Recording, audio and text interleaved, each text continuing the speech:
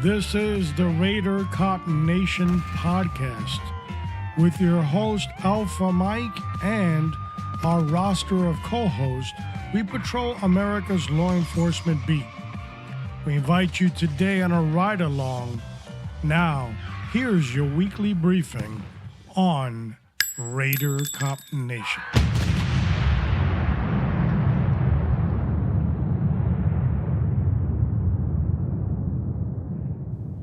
Episode number 61. I'm your host, Alpha Mike, Raider Cop Nation. Today's episode is election results. Shierff wins. What are we specifically looking at? Well, the election that impacted Florida, Amendment 10 in Florida, and how that impacts Miami-Dade County specifically. Now, there's a lot to talk about. This episode is not going to be as long as all the other ones because you can only beat a dead horse with politics so much. But we will get to the root of the matter.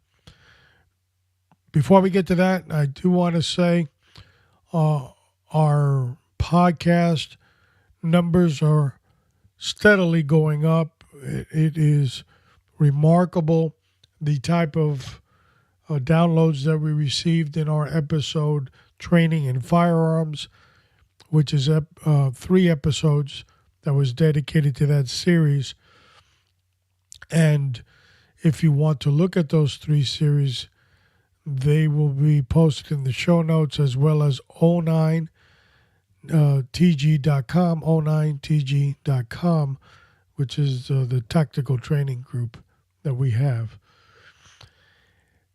So, a lot of kudos go out to my special guests, Pistol Pete, Kilo Sierra, Mike Sierra, that contributed greatly to that series. We got a lot more coming. It's just not that one. We've got trainer versus subject matter expert coming up in December, and in January, who, what, when, where, why, which is a 6-part series on carrying concealment. Very important. Do's and don'ts. So we are going to hash that and take that apart as well. So how do you get in contact with us? RaiderCopNation.com. It's that simple. We are on iTunes, Stitcher, Spotify. The list goes on. Google Play. So you can find us. And also, we are doing very well with our conversation section, which we used to have here on the Raider Cop Nation. Now it's Test Everything, and that is specifically the Word of God. So you're not going to see that here. You're going to see that on Test Everything, which is a small little podcast. It's only a 5-minute word, powerful segment on the power of God, how He can uplift you, motivate you, encourage you, and of course, save you if you're not a believer. So Test Everything. I've done a lot of podcasts on Test Everything. Really enjoy it.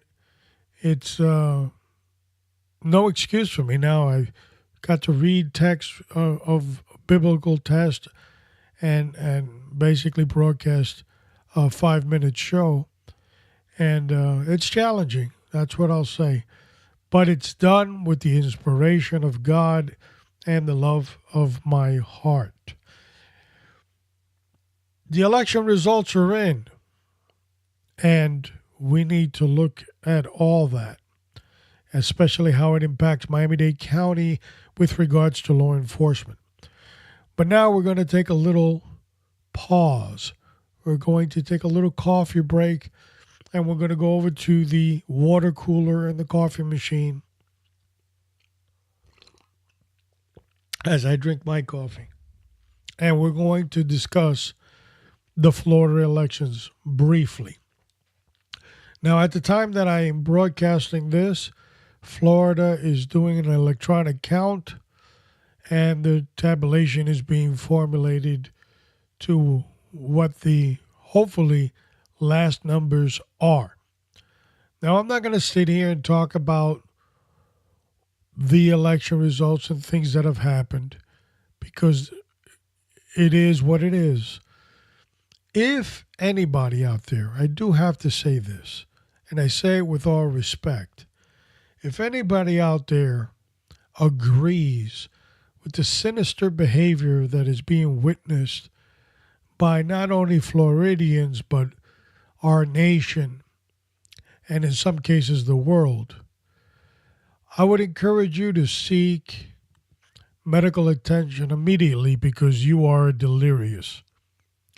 Finding ballots in trunks of rental cars, in closets in schools, private citizens transporting ballots in their personal vehicles after polling stations are closed, unsupervised, and blah, blah, blah.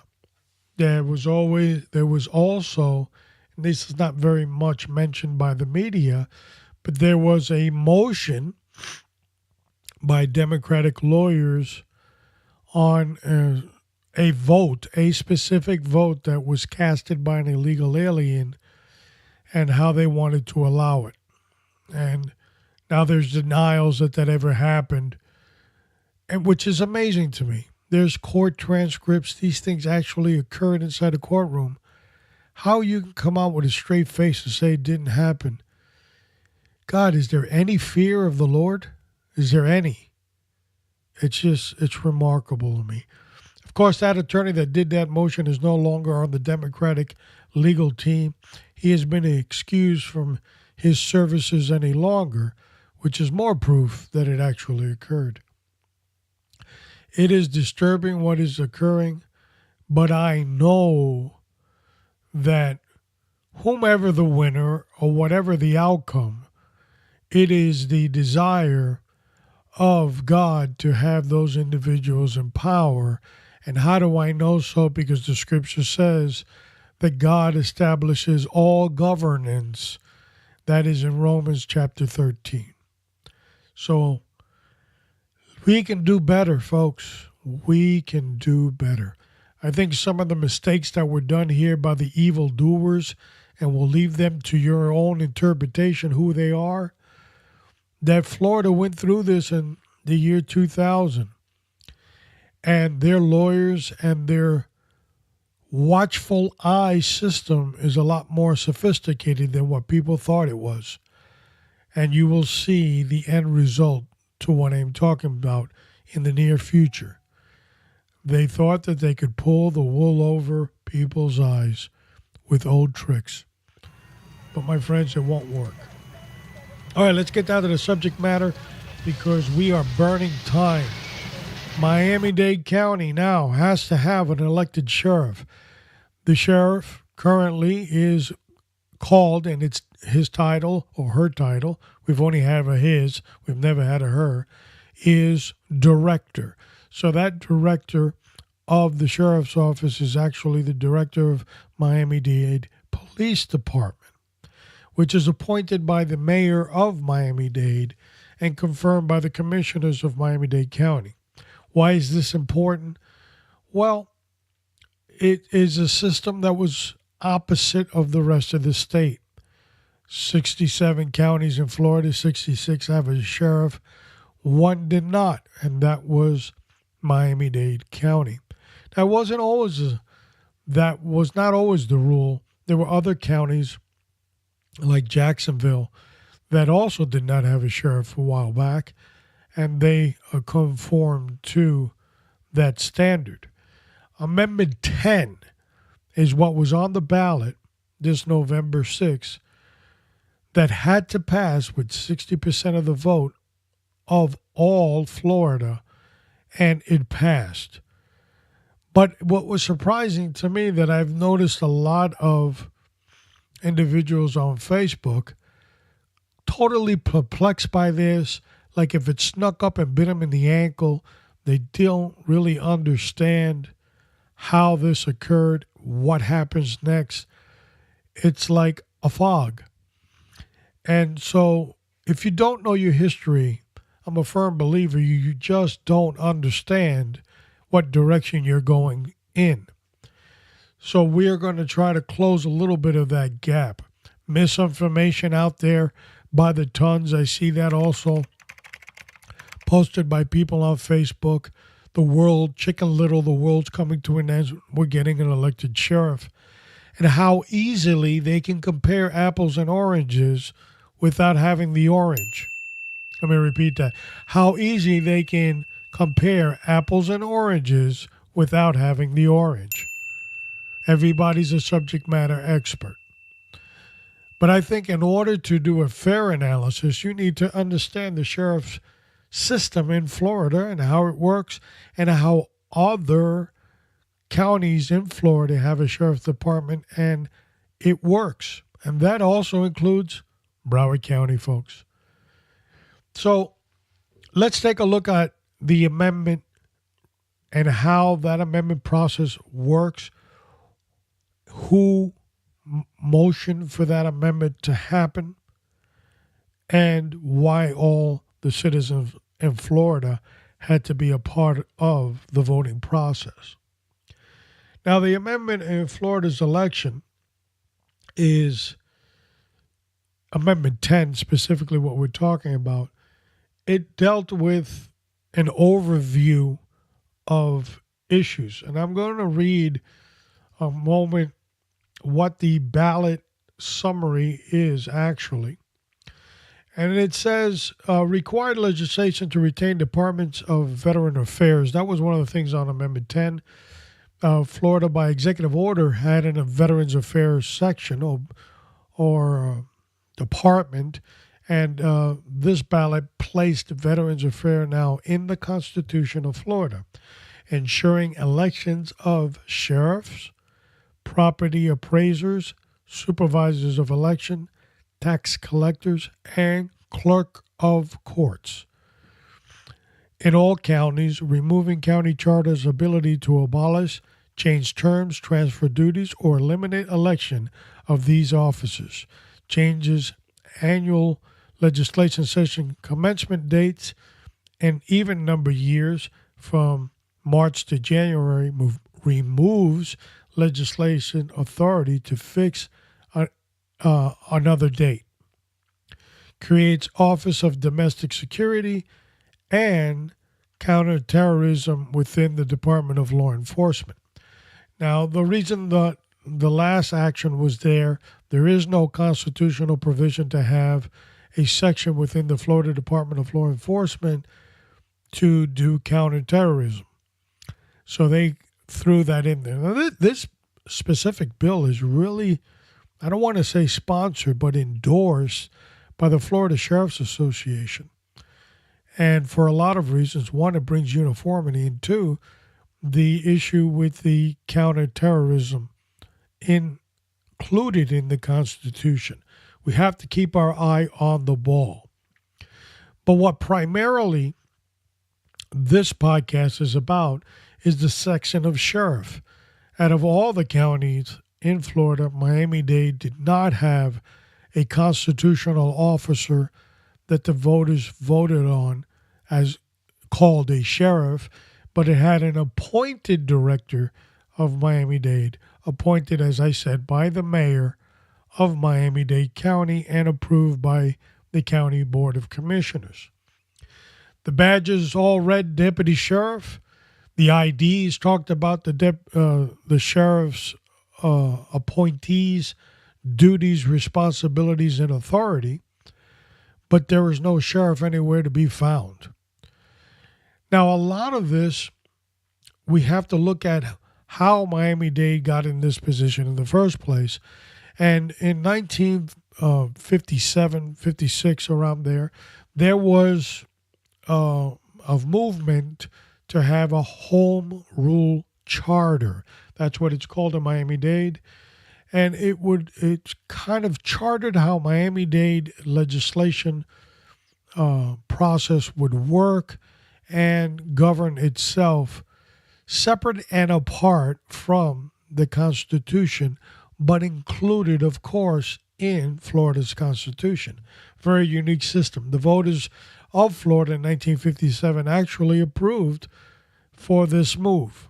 not specifically for Miami-Dade. There was other verbiage that included other counties as well. Since 1957 to the present, it has caused a lot of confusion to people because you don't have sound constitutional officers. You're kind of twisting and turning names, and you're appointing people that are beneficial to the politicians in office. It also, in that term, 1950s, was strictly advocated for and sponsored by the syndicate. That's right, the syndicate, a criminal organization, which members as Meyer Lansky, they were eager to have a chartered system in Miami-Dade because it pushed the corruption level to the levels that they wanted. They always had an aspiration to have illegal gambling, or legalized gambling, better said, in Miami-Dade. So separating yourself, as to say, from the Florida Constitution helped in that endeavor. Although legalized gambling was never approved, that was the premise of the syndicate to finance some of the home rule charter provisions with money and community support, we'll say. So how did this now get on the ballot? I told you how the home rule charter basically allowed Miami-Dade not to have a sheriff, and we go through all these years without one. The system, did it work good? Yes. Was it corrupt-free? Well, I'll just say nobody was ever arrested. We'll leave that as, we'll let that lie right there and emanate, just simmer there on top of the table. Now, with this new system, and new because it will be new to basically anybody in law enforcement, with the exception of Leo Thalassides, which is the oldest police officer in the United States. Because this will have been prior to 1957 not having a sheriff. Now, it was in the 60s when it went from the it wasn't Miami, it was the Dade County Sheriff's Office, and then it turned into the Miami-Dade, or the Metropolitan Dade Public Safety Department. So there's a lot of, I'm not going to get into specificalities of dates and times and all that, but there was a lot of things that were done. And one of the things that were done in 1970 was the removal of the jail system from the duties of the Public Safety Department of Dade County, creating the Metropolitan Correctional Department. So they separated that from the duties of police. Two separate entities, same badging reflecting deputy sheriff, IDs talking about duties, responsibility, and authority of sheriff. See? Kind of confusing, isn't it? Well, welcome to Florida. Now, we run these systems very effectively, supposedly, for a long, long time. But there's a lot of manipulation in this type of government that could be used by the politicians. Oversight is that of the politician and not necessarily of the state. Funding is manipulated. Do's and don'ts are manipulated. And what grows, what doesn't grow, what gets attention and what does get attention is always up to manipulation as well. Really free from any political involvement other than the persons in charge of the county that are slowly moving the chips behind the curtain. This new system, and I say new because it'll be new to Miami-Dade, it is an elected official. It is a constitutional officer that now is subject to the populace through election. Now, I want to take a small pause again as we're covering the background of everything. And I want to point to a recent article from the Miami Herald dated November 8th. And it is by Douglas Hanks and Charles Rabin. And they gave, here's the headline, folks, so you can get the left spin on the article. After a storied history of bad sheriffs, Miami-Dade voters will elect them again. Now, they go into prehistoric time here. They go into 1950s. They go into sheriffs that were corrupt. They go into a system that, quite frankly, they forgot to mention in their article did not exist in their time frame, but does exist today. What am I talking about? The tremendous amount of overview. Back then, you did not have a Florida Department of Law Enforcement. And anybody that's a law enforcement officer in Florida knows that they are the governing body. You did not have a commission in Tallahassee to oversee law enforcement duties. You had the Old West mentality. So, of course, these corrupt systems were in place back then, as the Herald stated. But our authors, being deprived of police knowledge, experience, and lived experiences, failed to publicize that today there is forfeiture of your pension. There is a harsher and stiffer penalty for a law enforcement officer that commits a crime. And finding corrupt sheriffs is not that difficult. In fact, if you Google, it has to be official, sheriffs arrested or any combination thereof by Florida Department of Law Enforcement, you will find some. And one of the agents in charge of that investigation was a friend of mine. I've lost contact with him since. But he was a special agent in charge of the Tampa region for the Florida Department of Law Enforcement. And he was also what you might call an integrity investigator, which was appointed by the governor of Florida to investigate constitutional officers. Sort of like what the supervisor of elections is soon going to have on top of her. But the sheriffs that were arrested by this body was because they were buying and purchasing certain equipment with a cash benefit in their pocket, and boom, they were getting arrested. One purchased a whole bunch of cars in another state as police vehicles, transferred them to Florida, and of course there was some underhanded something. I can't remember the actual specifics. I'll try to look for it and post it on the show notes. Brother-in-law or something that was actually buying or purchasing the vehicles. And money talks, and it talked volumes to the Florida Department of Law Enforcement. And the sheriff was taken into custody, arrested, removed of his constitutional duties. So here we have the Herald basically write some article to let the readers know in Miami-Dade that the evil, ugly, corrupt white sheriff is soon coming to this town.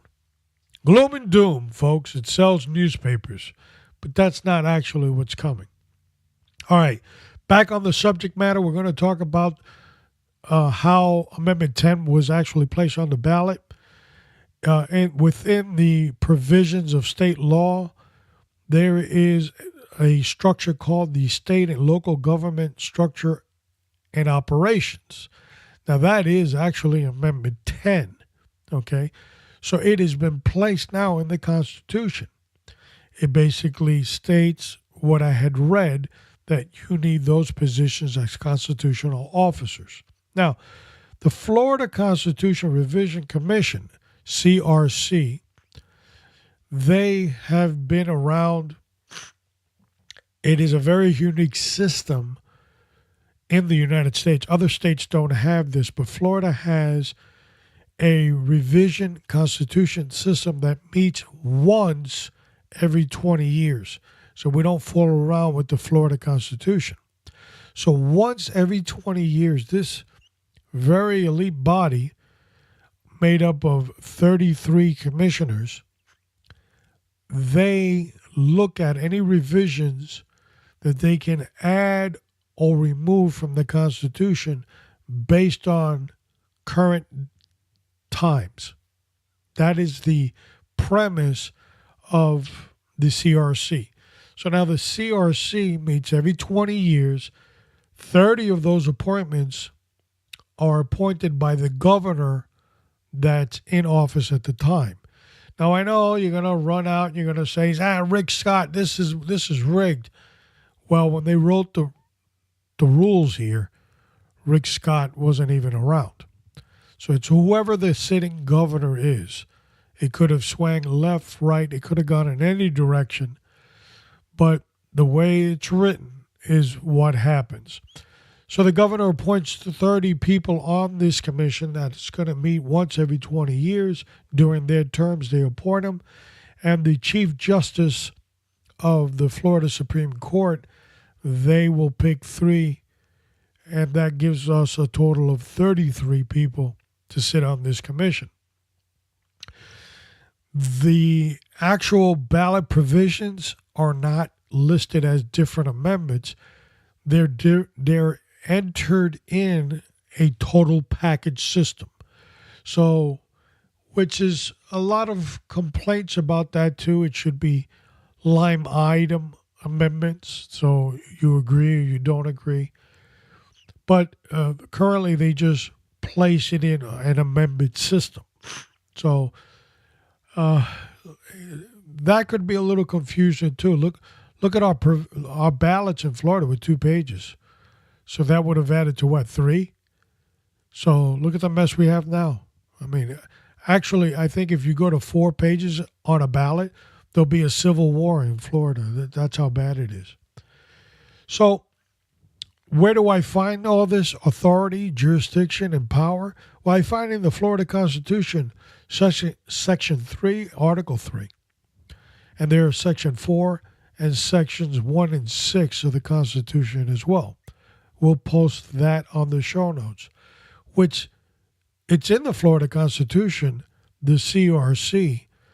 They place this in the form of an amendment, giving us Amendment number 10, passed by 63%, 63.15 to be accurate. And as of the total, this is November 7th count. I may have to call Broward County to make sure it's correct, but it's 4,846,446 people voted thumbs up for Amendment 10. That gave Floridians a 63.15%, and all they needed was 60% of voters in Florida to approve the amendment inside the Florida Constitution. What in the hell does all this mean for Miami-Dade and the Sheriff's program? Well, where we're going now, we're headed towards that the Miami-Dade commissioners have to now define what is the Miami-Dade Sheriff's Office. What will it look like? Surrender its power and turn in a whole lot of money to that constitutional officer that will be the sheriff. Now, the time frame was granted very graciously by Florida to the year 2024. So that means January of 2025, everybody should be sitting in a seat. And the sheriff of Miami-Dade County should be in place. They claimed the structural support needed for this was tremendous. To give you a little bit more background, Miami-Dade County did try and failed in a lawsuit to stop Provision 10, but it failed. The judge said, this has been around forever and a day. It's in the Florida Constitution. And now you get up here and you don't like it because you're mentioned in the amendment. But if you were not mentioned in the amendment, well, it's fine. You can do whatever you want.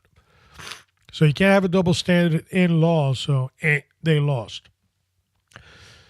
So now we look at what the Sheriff's Department's going to be in Miami-Dade. You have several entities, and if I look at Broward, which is very unique in itself, it's on a planet all by itself, you could look at, of course, the Miami-Dade Police Department, the Miami-Dade Corrections Department, the Miami-Dade Fire Department, and the Miami-Dade Animal Services.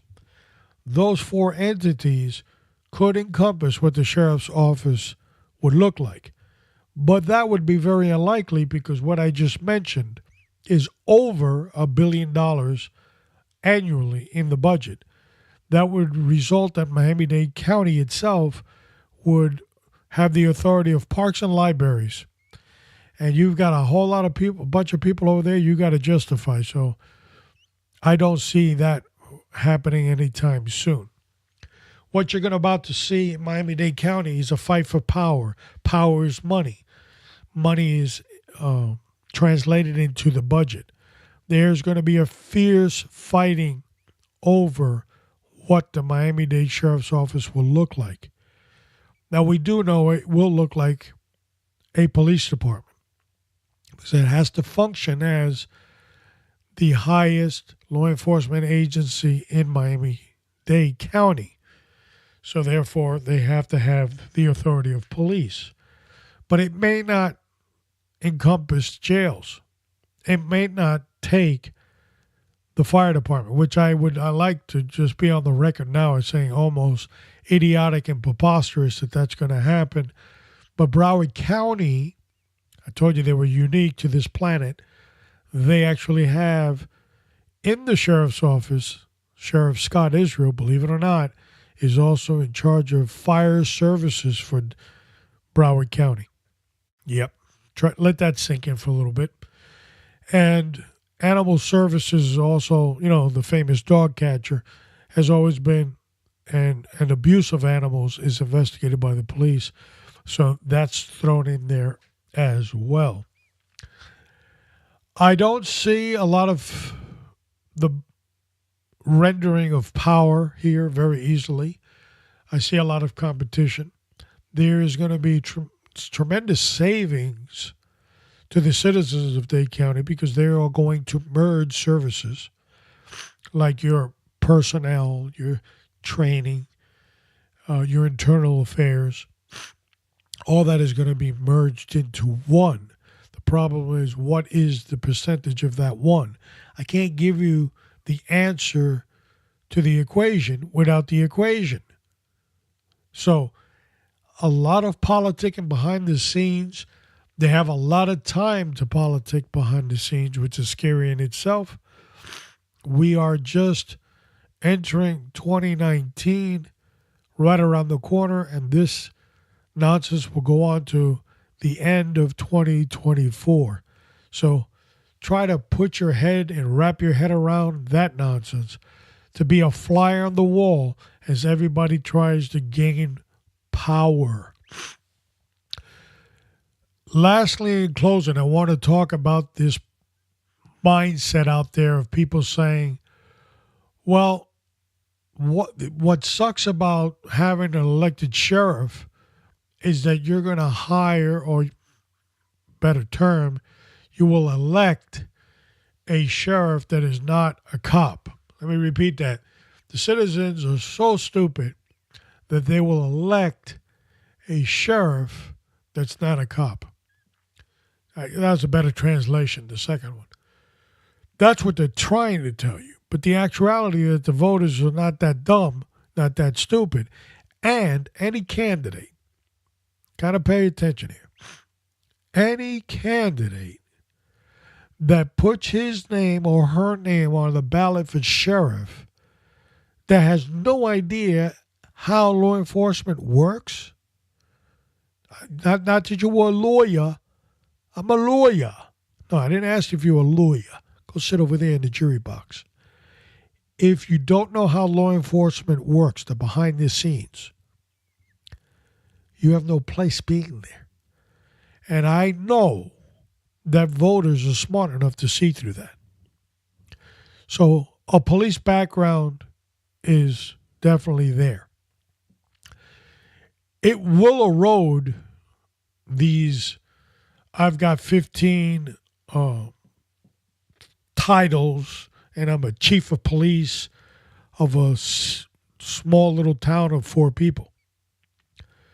Because now anybody could run for sheriff if they have law enforcement experience. But if I look at the norms and I study the empirical study of Florida itself, they by and large overwhelmingly have only elected law enforcement officers to that position. They also have continuously placed their sheriff over and over again as sheriff.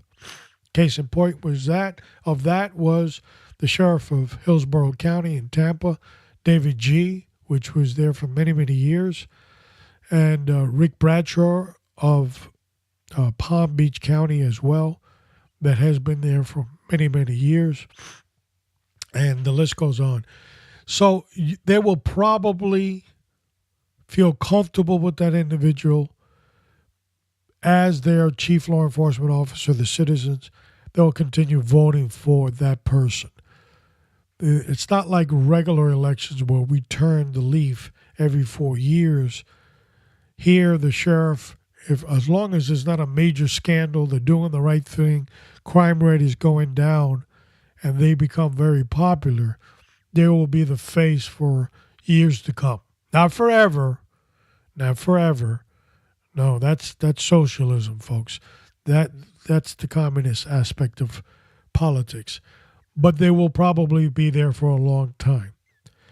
So we're going into, in Miami-Dade, a little confusing time that's coming towards them. I encourage all that are a part of that system to pay attention to the Florida Sheriff's Association, to pay attention of how other counties in Florida are conducting that business.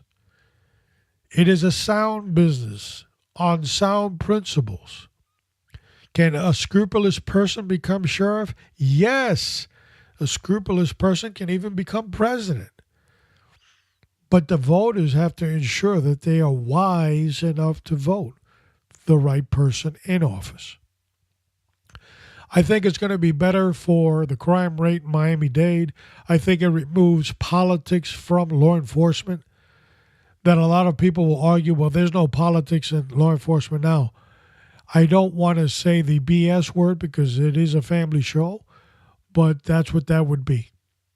BS.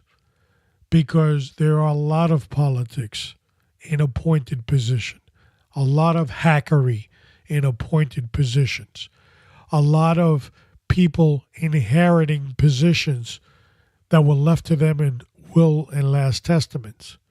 And they have no place themselves in law enforcement because a lot of them are bumbling idiots with 2 left feet. But they're there. The sheriff's office might be a little less obvious that they're there. They'll be there too. But now they're accountable to a constitutional officer. I'll close with this. The constitutional officer, in this case the sheriff of Miami-Dade, or the sheriff anywhere, those that work for the sheriff work at the pleasure of the sheriff. Let that sink in. Work at the pleasure of the sheriff. So that means you don't perform, you're gone. Unfortunately, these new changes will represent a lot of people that are underperformers for a long, long time to go. Raider Cop Nation will keep their eye on this subject. And of course, we will have updates accordingly as we see on other podcasts about the Miami-Dade Sheriff issue.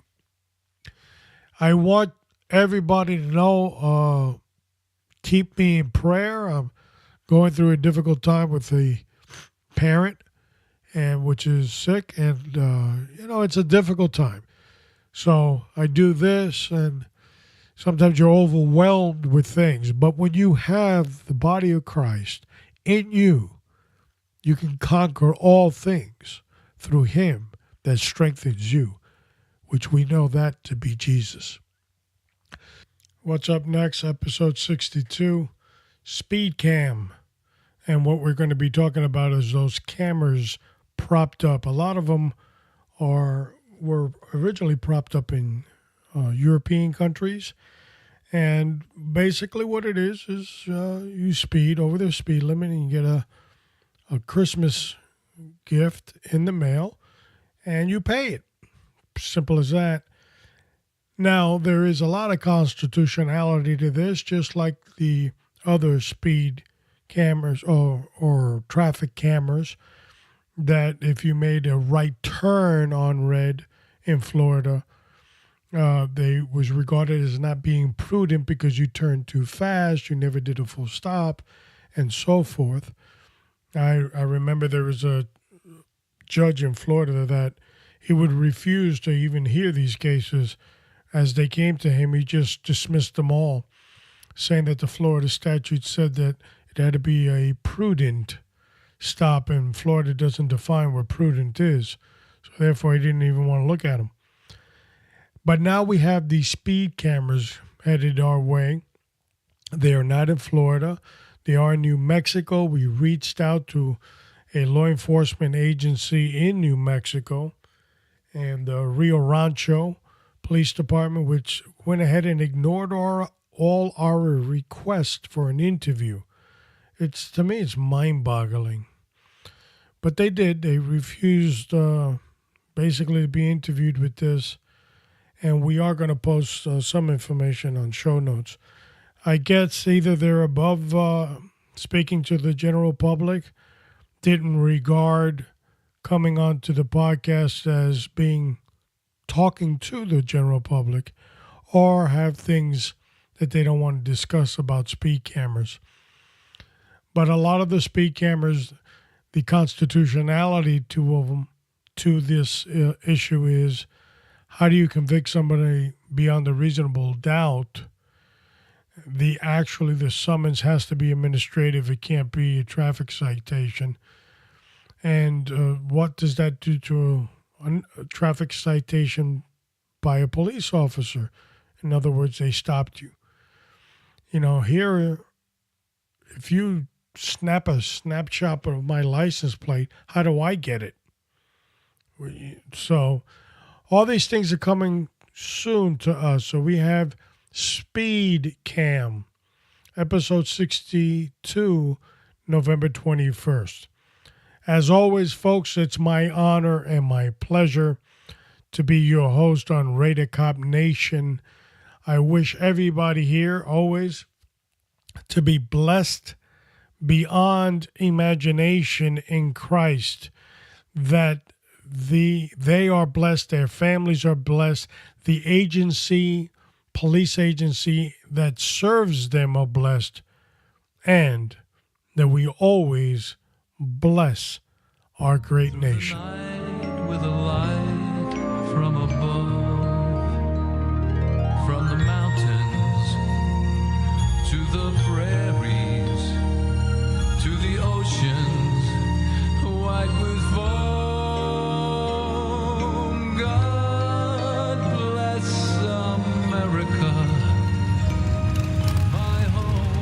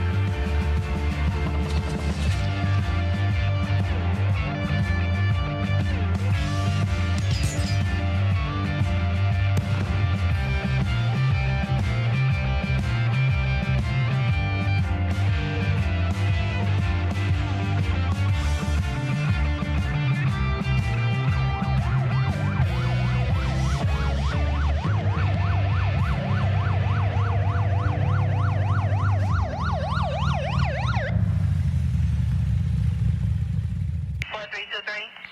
Show me a live what the heck. 4323, QSR 1322.